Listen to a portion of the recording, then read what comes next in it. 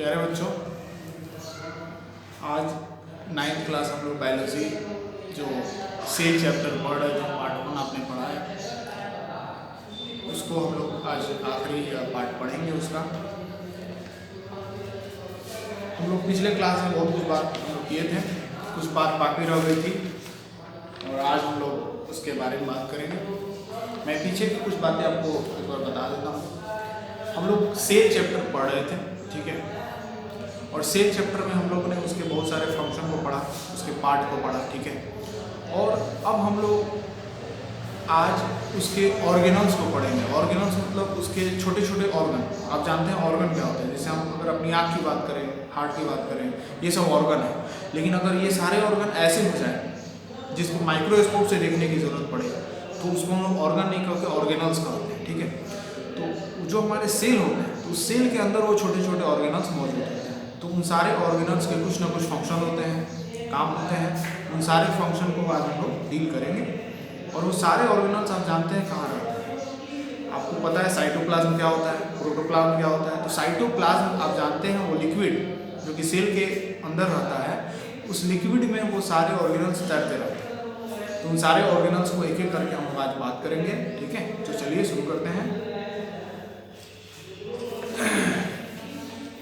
तो सबसे पहले हम लोग इंडोप्लाज्मिक रेटिकुलम के बारे में बात करेंगे। अब हम लोग एनसीईआरटी डील कर रहे हैं, तो एनसीईआरटी में आप फिगर देख सकते हैं, पेज नंबर है 63, इंडोप्लाज्मिक रेटिकुलम, ER जिसको शॉर्ट में बोलते हैं। तो इंडोप्लाज्मिक रेटिकुलम आप फिगर में देख सकते हैं। ये लंबी लंबी लाइनिंग होते हैं, पैरेलल होते हैं, ऐसे 2-3 लाइनिंग होता है। तो इंडोप्लाज्मिक रेटिकुलम क्या होता है कि ये एक बड़ा नेटवर्क होता है। नेटवर्क का मतलब क्या होता है? नेटवर्क का मतलब होता है एक दूसरे से जुड़े रहना, ठीक है। उसको बोलते हैं नेटवर्किंग, नेटवर्क। तो ये लंबा लंबा होता है, थोड़ा ज़्यादा स्पेस कवर करता है, यानी कि वो एक जगह को दूसरी जगह से जोड़ने का काम करता है। और इंडोप्लाज्मिक रेटिकुलम खास 2 तरह के होते हैं। एनसीईआरटी का हमारा लाइन बाय लाइन बहुत इंपॉर्टेंट है, क्योंकि एक एक लाइन इसका बहुत इंपॉर्टेंट है, खासकर साइंस, ठीक है। तो एक एक लाइन बहुत इंपॉर्टेंट है, तो उसको हम लोग एक बार देख लेते हैं, ठीक है। The endoplasmic reticulum is a large network of membrane bound tubes and seat. It looks like long tubules और राउंड और ऑब्लॉन्ग बैग। ये लंबा लंबा होता है, मेम्ब्रेन से बाउंड होता है, ठीक है। दूसरा ये है कि एक नेटवर्क है, पूरा जाल है, जाल जिसको हम बोलचाल की भाषा में जाल बोल सकते हैं, जाल की तरह फैला हुआ है, ठीक है, इंडोप्लाज्मिक रेटिकुलम। ये 2 तरह के होते हैं। एक होता है स्मूथ इंडोप्लाज्मिक रेटिकुलम और एक होता है रफ इंडोप्लाज्मिक रेटिकुलम। इसके बारे में पहले बेसिक जान लीजिए। स्मूथ इंडोप्लाज्मिक रेटिकुलम को SER बोलते हैं और रफ को RER बोलते हैं, rough endoplasmic reticulum. Short form है SER और RER।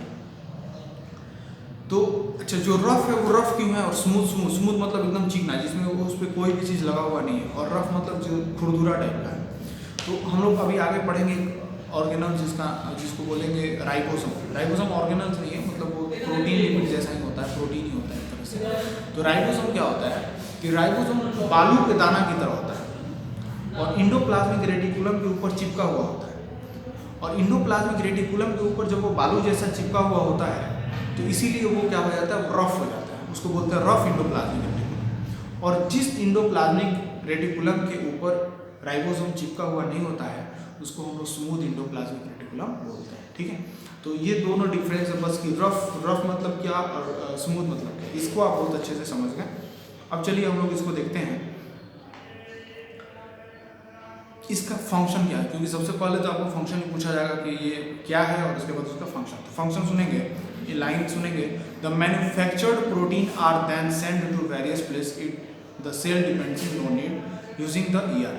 ये क्या, इसका मेन काम क्या है कि प्रोटीन सिंथेसाइज करता है, प्रोटीन बनाने का काम करता है। प्रोटीन एनर्जी लेके प्रोटीन को सिंथेसाइज करता है, ठीक है, और सिंथेसाइज करके उसको एक जगह से दूसरी जगह भेजता है। आप सोचिए इसका नेटवर्क है, किसी कंपनी में कोई चीज़ सामान बन रहा है और उस कंपनी के बहुत सारे एम्प्लॉय हैं और वो बहुत सारे नेटवर्क बनाए हुए हैं, तो वो सामान को पूरे जगह डिस्ट्रीब्यूट करता है। उसी तरह हमारा ये जो इंडोप्लाज्मिक रेटिकुलम है सेल के अंदर, प्रोटीन के सिंथेसाइज के बाद उसको एक दूसरे जगह भेजने का काम करता है।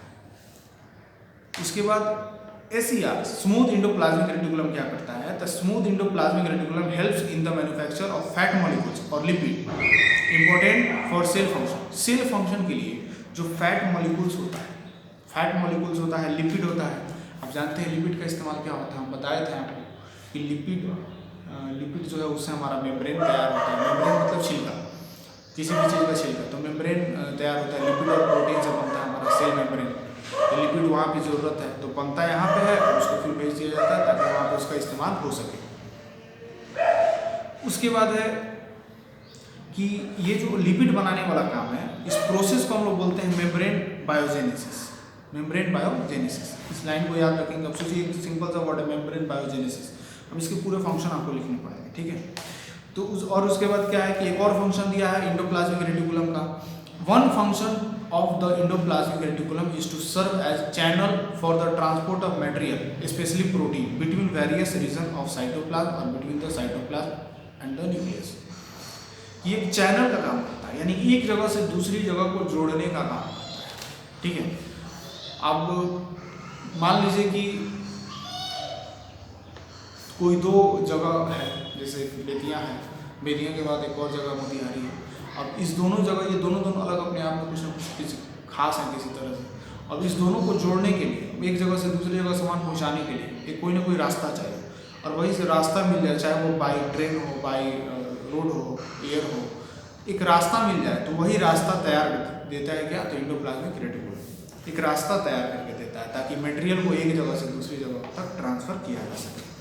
ये हमारे इंडोप्लाज्मिक रेटिकुलम है। और भी इसके बारे में दो तीन चीज़ जान लीजिए कि स्मूथ इंडोप्लाज्मिक रेटिकुलम जो है, स्मूथ, जिसमें राइबोसोम चिपका हुआ नहीं होता है, इसीलिए उसको स्मूथ बोलते हैं। जिस पे चिपका होता है उसको रफ बोलते हैं, ठीक है। स्मूथ इंडोप्लाज्मिक रेटिकुलम क्या होता है कि कभी कभी सेल के मेम्ब्रेन की तरफ से कुछ पॉइजनस चीज सेल के अंदर चला जाता है। पॉइजनस चीज, जैसे मान लीजिए कि किसी इंसान ने जहर पी लिया, जहर पी लिया तो वो जहर तो उसके सेल में जाएगा, और वो इतना अमाउंट में पी लिया है कि वो सेल फंक्शन नहीं करना करेगा, बंद हो जाएगा। जितने ब्लड है वो सब ब्लड के सेल जम जाएंगे, ठीक है। लेकिन अगर उसने बहुत स्मॉल अमाउंट में पॉइजन लिया है, पॉइजन मतलब आप ड्रग्स भी कह सकते हैं, कुछ ऐसे भी जैसे आपने कई फिल्मों में देखा होगा कि लोग ड्रग्स लेके नशा कर रहे हैं, तो अगर बहुत ही स्मॉल अमाउंट में, बहुत ही स्मॉल अमाउंट में अगर लिया गया है तो हमारा बॉडी क्या करता है कि उससे लड़ के उसको खत्म कर देता है। और वो बॉडी में जो सेल जो लड़ता है, सेल में जो चीज़ लड़ता है वो लड़ता है SER, स्मूथ इंडोप्लाज्मिक रेटिकुलम। ये बहुत इंपॉर्टेंट बात है, एक बार फिर से सुने। स्मूथ इंडोप्लाज्मिक रेटिकुलम क्या करता है कि सेल के अंदर कोई जहरीला चीज चला गया तो उसको क्या करता है, मार देता है, ठीक है, उस जहर को खत्म कर देता है स्मूथ इंडोप्लाज्मिक रेटिकुलम। लेकिन उसकी भी कैपेसिटी है।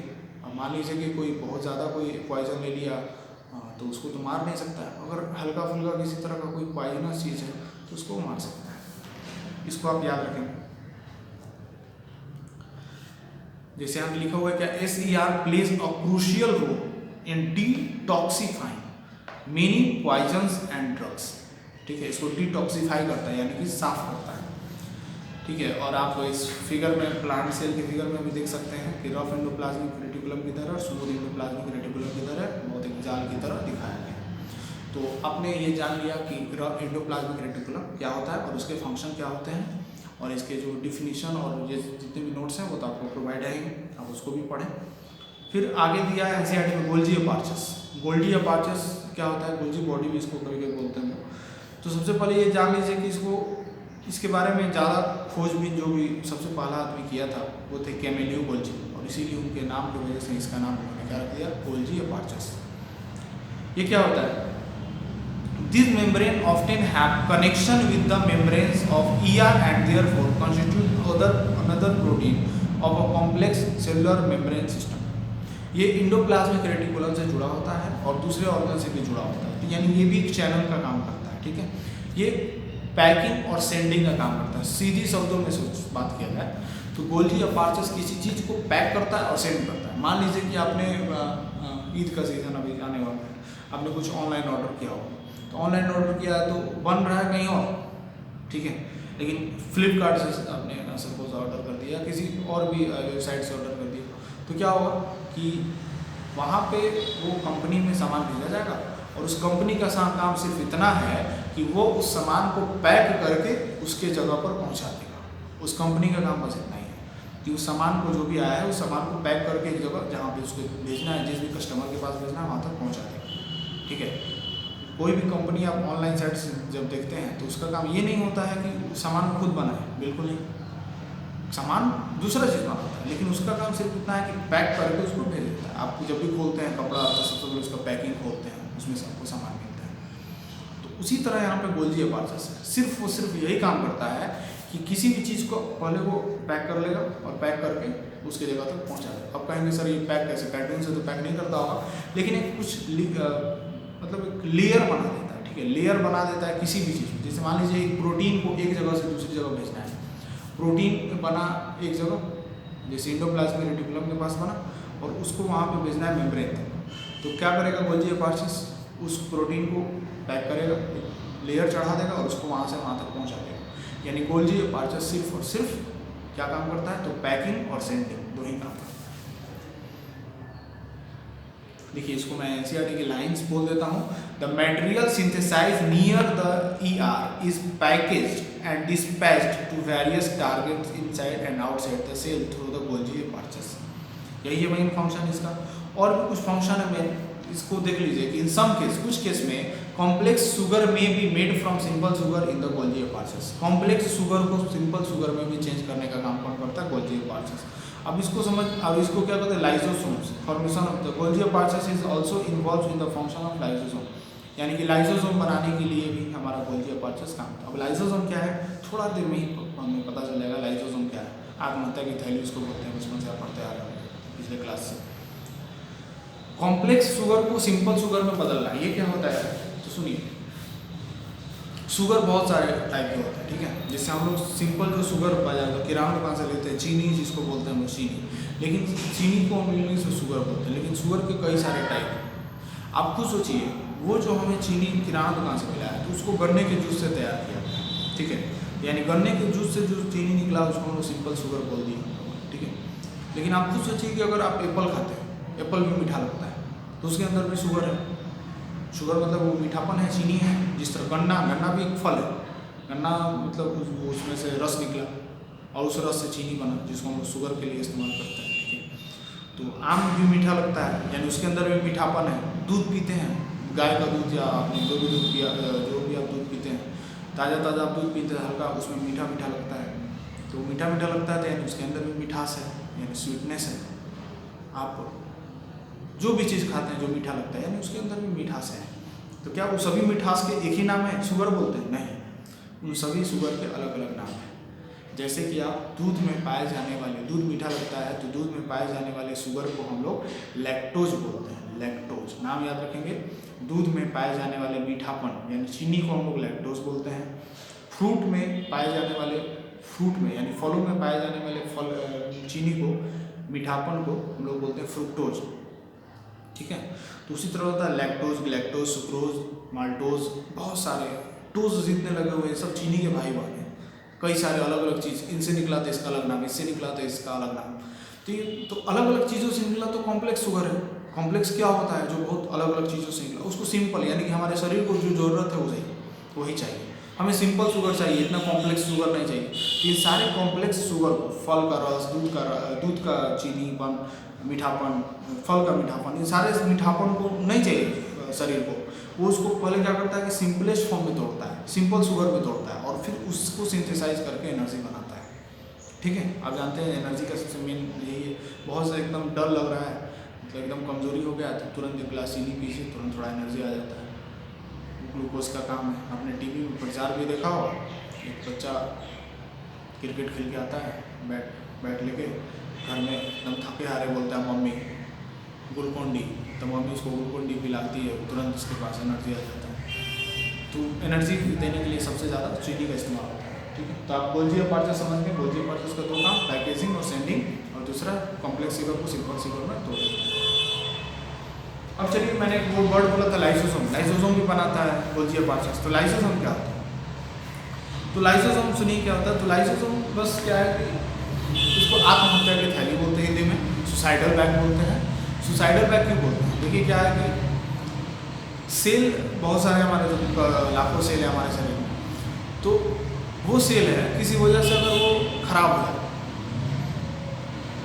सेल खराब हो जाए, तो खराब हो जाए तो क्या आपको लगता है क्या वो शरीर से बाहर निकलता है? नहीं, अगर सेल के आउटर लेयर मतलब स्किन का आउटर लेयर है वहाँ पे सेल मरेंगे तो बाहर निकलेगा।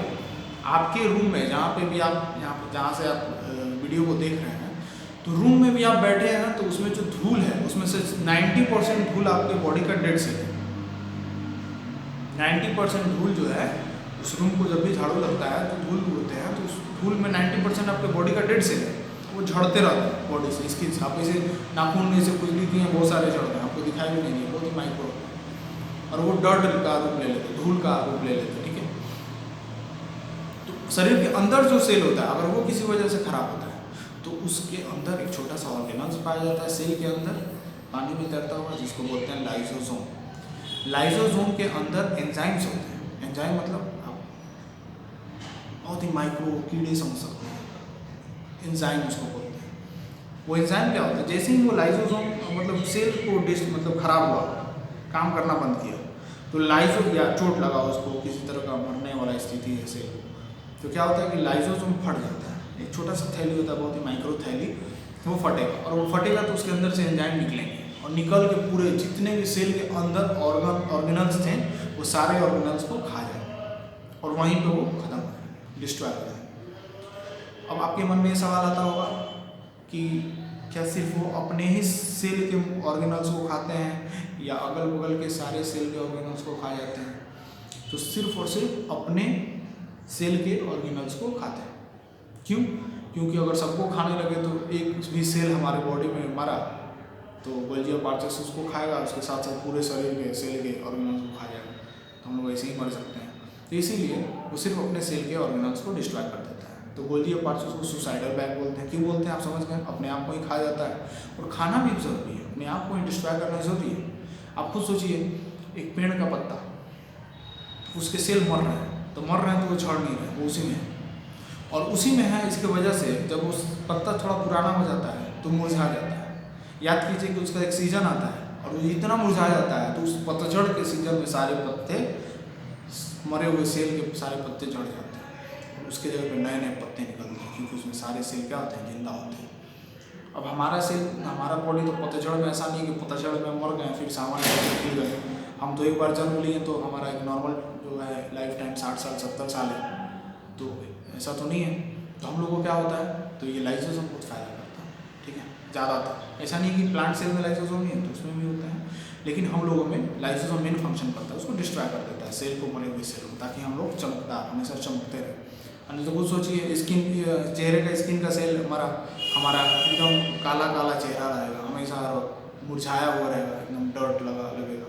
क्यों? क्योंकि सभी मैक्सिमम सेल मर रहे हैं, जो मर रहे हैं वो दिखाई दे रहे हैं, जितने भी मरे हुए सेल सब दिखाई दे रहे हैं, लेकिन अभी तो दिखाई दे नहीं रहा है, सारे मरे हुए सेल डिस्ट्रॉय हो जा रहे हैं खुद ब खुद लाइसोसोम की वजह से। तो इसीलिए हम एकदम साफ सुथरे दिखते हैं। तो चलिए, आपने लाइसोसोम बहुत अच्छे से समझ लिया होगा। ठीक है, और भी कोई डाउट है तो इस पर और भी बात किया जाएगा। तो चलिए आगे फिर बात करते हैं। आगे हम लोग माइटोकॉन्ड्रिया, तो माइटोकॉन्ड्रिया के बारे में बात करते हैं। माइटोकॉन्ड्रिया क्या होता है बच्चों? माइटोकॉन्ड्रिया मतलब power house of the cell, energy का सारा काम करता है। आपका घर है, बिल्कुल आपके घर में हो सकता है इन्वर्टर होगा, और इन्वर्टर के साथ साथ बैटरी होगा। बैटरी क्या करता है? एनर्जी क्या करता है? पहले एनर्जी ले लिया, ठीक है, लेके स्टोर कर लिया, और फिर जब लाइन कटता है, सरकारी लाइन कटता है, फिर उस एनर्जी से आप क्या करते हैं? बल्ब जलाते हैं, पंखा चलाते हैं, पढ़ते हैं उसके लाइट में। सेम उसी तरह काम करता है हमारा माइटोकॉन्ड्रिया। माइटोकॉन्ड्रिया क्या करता है? जब भी आप खाना खाते हैं, उस खाना से एनर्जी क्या करता है? अपने अंदर माइटोकॉन्ड्रिया सेव कर लेते हैं, स्टोर कर लेते हैं। क्योंकि आप खुद सोचिए, क्या आप 24 घंटे में 24 घंटे खाना खाते हैं? 24x7 हमेशा खाना खाते रहते हैं? नहीं, एक बार खा लिया आपने, उसके बाद आप 4 घंटा 5 घंटा रहने देते हैं, पानी बस पीते रहते हैं। तो क्या होता है? एक बार खा लिया आपने, डाइजेशन हुआ, एनर्जी क्या हुआ? एटीपी के फॉर्म में, एटीपी के फॉर्म में माइटोकॉन्ड्रिया में स्टोर हुआ। एटीपी माने एडिनोसाइन ट्राइफॉस्फेट, इस ये एक रूप है, एनर्जी का एक रूप है। इस रूप में जाके माइटोकॉन्ड्रिया में स्टोर हो गया, और जब आप नहीं खाना खाते हैं उस वक्त वो धीरे धीरे एनर्जी निकालता है। एक बार में भी एनर्जी नहीं निकालेगा, ठीक है, धीरे धीरे एनर्जी निकालेगा। कैसे? जितना आप ऑक्सीजन लेंगे वो ऑक्सीजन उस एटीपी को तोड़ेगा, थोड़ा सा एनर्जी निकाला और आप उसका काम कर रहे हैं। जैसे मैं अभी बोल रहा हूँ, क्या हो रहा है? सांस भी ले रहा हूँ, जिसमें एनर्जी निकल रहा है, और उससे मैं बोल पा रहा हूँ, बैठ पा रहा हूँ, हाथ से मूवमेंट कर पा रहा हूँ। कभी कभी लोग क्या होता है, जैसे कि जितने एथलीट होते हैं, दौड़ने वाले होते हैं, जैसे कोई देश के पार्टिसिपेंट हैं, कई सारे देश मिलकर कोई बहुत बड़ा खेल हो रहा है, तो लोग क्या कर लेता है, कोई इंजेक्शन ले लेता है, उसको डोपिंग बोलते हैं, DOPING, डोपिंग। डोपिंग क्या होता है कि वो एक इंजेक्शन ले लेता है जो कि ड्रग्स का होता है। वो ड्रग्स क्या करता है उसकी बॉडी में कि उसके जितने भी ATP के स्टोरेज, वो माइटोकॉन्ड्रिया है, शरीर के सारे माइटोकॉन्ड्रिया, उस सारे को अचानक एक्टिवेट कर देता है एक बार में। अब एक बार में एक्टिवेट किया तो क्या होगा, सभी लोग अपना एनर्जी निकालेंगे, और सभी लोग एनर्जी निकालेंगे तो उस इंसान के शरीर में जिसने डोपिंग किया है अचानक बहुत ज़्यादा एनर्जी आ जाएगा। अब सोचिए, और लोग जितने भी पार्टिसिपेंट हैं सबको दौड़ना है, 2 किलोमीटर का रेस है। अब सोचिए उसके पास ज़्यादा एनर्जी है, दवा वो लिया है, डोपिंग किया है, इंजेक्शन लिया उसने, तो वो सबसे तेज़ दौड़ेगा, ठीक है, सबसे तेज़ दौड़ेगा क्योंकि उसके पास ज़्यादा एनर्जी आ गया अचानक।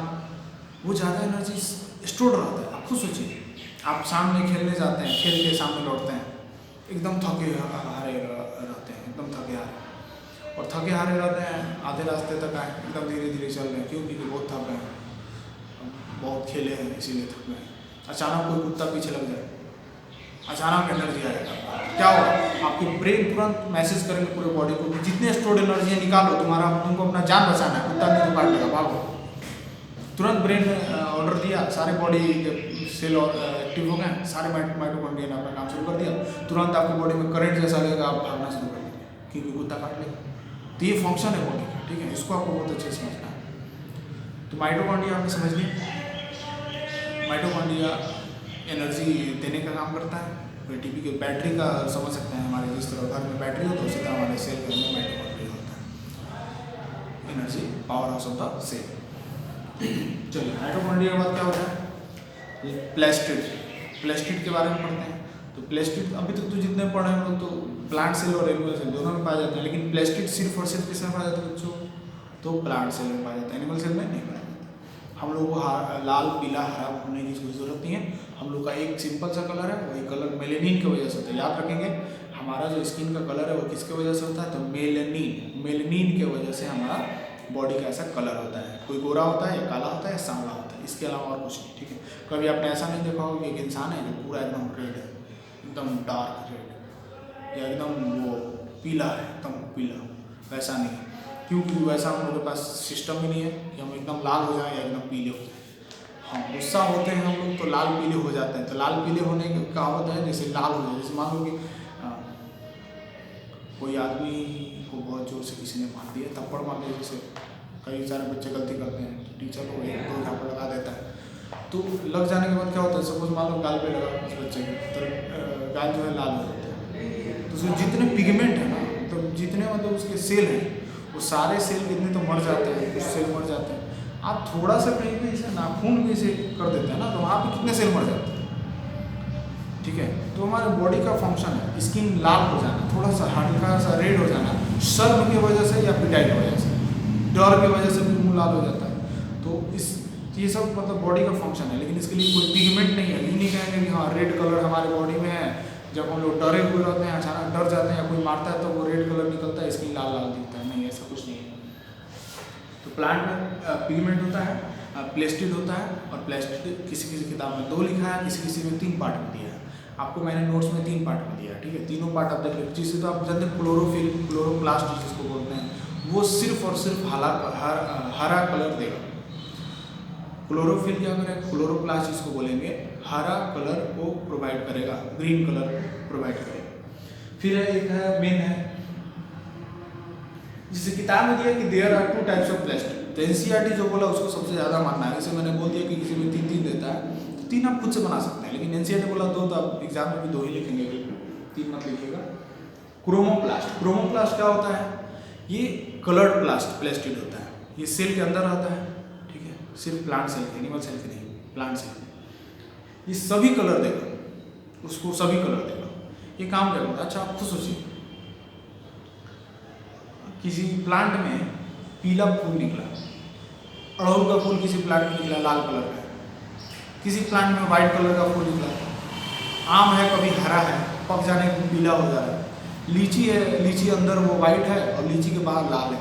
तो ये कलर कहाँ से है, क्या ऐसा हम लोग के पास सिस्टम क्यों नहीं है? क्यों नहीं हम लोग का ये माथा जो है रेड हो जा रहा है, गाल जो है पीला हो जा रहा है, नाक जो है वो वाइट हो जा रहा है, ऐसा क्यों नहीं? प्लांट में ऐसा है, प्लांट के पास डिफरेंट डिफरेंट कलर होते हैं और वो कलर कहाँ से आते हैं? वही प्लास्टिड से आता है। ये आप समझ लो, फूल में कलर आता है तो वो फूल प्लांट का हिस्सा, प्लांट में प्लास्टिड है जिसकी वजह से फूल को कलर मिल जा रहा है।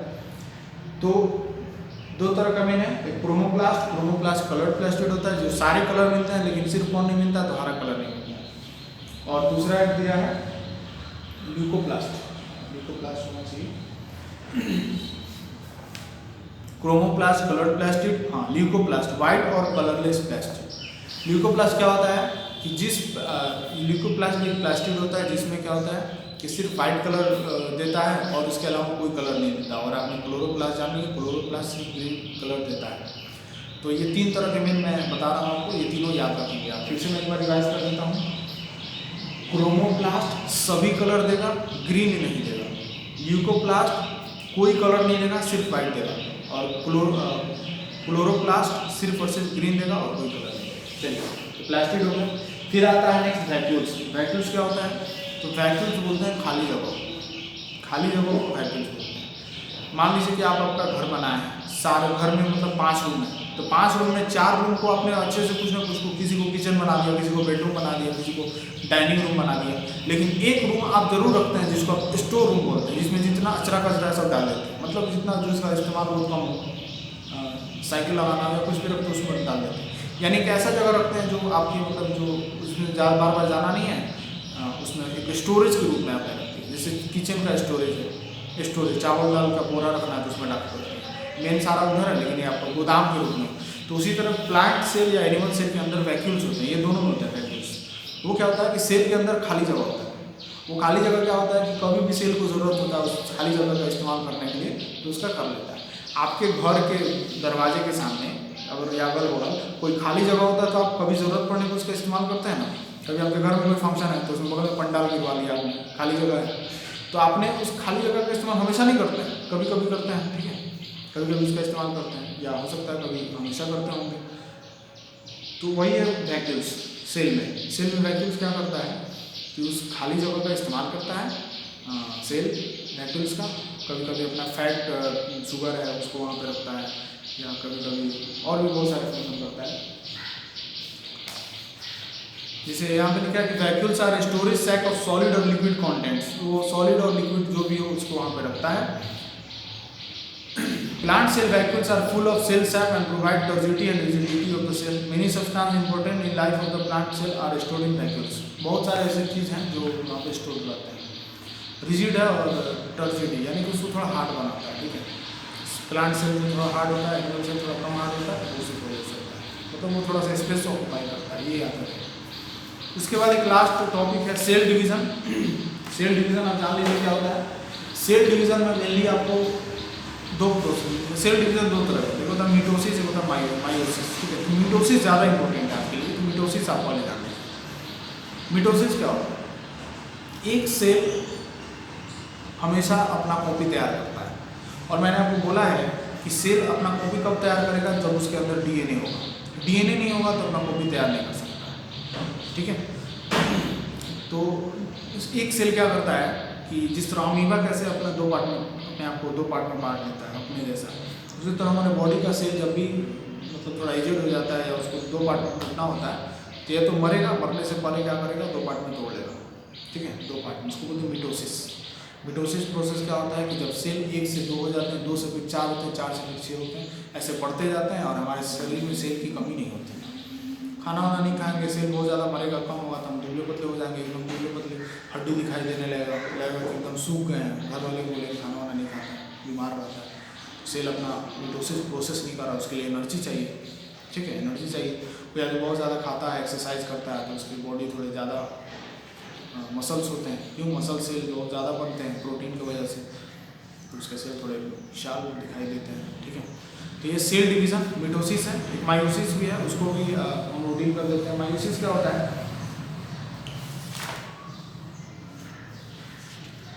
मायोसिस में भी क्या होता है कि specific cell of reproductive organ और tissue in animal and plant divide to form gametes which after fertilize give rise to offspring. They divide by the different process called meiosis, which involves two consecutive division. When a cell divides by meiosis, it produce 4 new cell instead of just 2. इसको आप समझ सकते हैं कि sperm cell, तो sperm cell को क्या लगता है उसमें क्रोमोसोम की संख्या कितनी होगी? आप जानते हैं कि बॉडी के सेल में सारे में क्रोमोसोम कितना होता है? 23 गुना 46 होते हैं क्रोमोसोम। लेकिन उसमें क्या होता है कि जब वो टूटता है तो उसमें सिर्फ 23 ही होंगे, 46 नहीं होंगे, क्योंकि 23 वो कहाँ से आएगा? वो फीमेल के एक से आएगा, ठीक है। तो इसमें जैसे कि मिटोसिस प्रोसेस से जो सेल डिवीजन हुआ है, तो जो मान लीजिए मेरा ये हाथ, ये मुट्ठी, ये जो है एक सेल है और इसमें 46 क्रोमोसोम, और जब इसका कॉपी तैयार होगा तो 2 होगा, इसमें भी 46 क्रोमोसोम होंगे, इसमें भी 46 क्रोमोसोम, ठीक है। लेकिन मायोसिस से क्या होगा कि जब 1 से 2 एक है, ठीक है, अब 1 से जब 2 टूटेगा तो इसमें 46 नहीं होगा, इसमें 23 क्रोमोसोम होंगे, इसमें भी 23 क्रोमोसोम, यानी कि 23 होगा, क्योंकि इसका 23 कहाँ है? तो दूसरे पार्ट से आएगा, इसका 23 भी दूसरे पार्ट से आएगा, वो कहीं से भी आ सकता है। कहीं से आने का मतलब आप समझ रहे कहाँ से आएगा, जैसे मेल पार्टनर है तो मेल पार्टनर से आ रहा है, तो इसको लगभग मायोसिस कहते हैं। तो मेन डिफरेंस यही है मिटोसिस और मायोसिस में, जो सेल डिवीजन का ही पार्ट है, यानी सेल एक सेल से 2 सेल 3 सेल 4 सेल होता है। तो ये हमारा सेल चैप्टर था, the fundamental unit of life. इसको आपने बहुत डिटेल में जाना, बहुत आराम से आपने इसे समझ लिया। बाकी नोट्स आपको मिला, उसका फेयर आपने कंप्लीट कर लिया होगा, कंप्लीट करके आप उसको सेंड कर देंगे मुझे। और इसके अलावा बच्चों, अगर कोई भी सवाल हो तुम्हारे मन में तो तुम मुझे अब मेरे ग्रुप का जो नंबर है, मेरा नंबर तुम वहाँ से लेके आप मुझे मैसेज कर सकते हो व्हाट्सएप पे, या तुम मुझे चाहो तो कॉल भी कर सकते हो, ठीक है। कोई भी सवाल हो तुम मुझे पूछो बेझिझक, ठीक है। कोई भी दिक्कत हो, किसी भी सब्जेक्ट में दिक्कत हो तो मुझे बात करना, और अगर कोई दूसरा सब्जेक्ट होगा तो मैं उनका नंबर तुमको दे दूँगा, ठीक है। तुम्हारे पास उनका नंबर जरूर होगा, ठीक है। तो बस सुरक्षित रहो, अच्छे से रहो, घर में रहो अभी, और खूब मेहनत से पढ़ाई करते रहो और हमेशा कांटेक्ट में रहो। तो चलो फिर हम लोग अगले पार्ट में दूसरा कोई चैप्टर पढ़ेंगे, ठीक है।